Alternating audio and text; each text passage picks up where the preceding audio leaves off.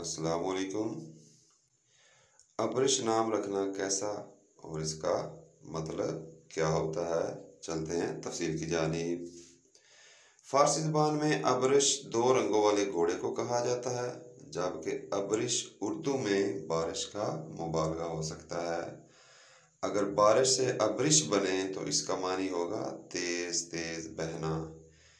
इस मानी के एतबार से अब्रिश नाम रखने में कोई हरज नहीं है।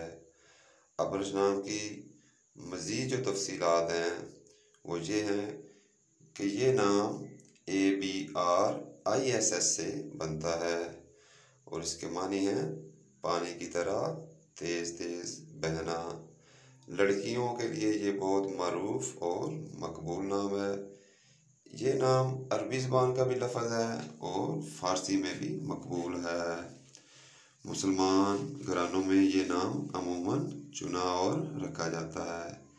इस नाम के लिए जो लकी नंबर खुशकिस्मती का अदद है वो है 8 और मुवाफ़क़ दिनों में जुमा और हफ्ता का दिन इस नाम के साथ बहुत मौजू दिन होता है।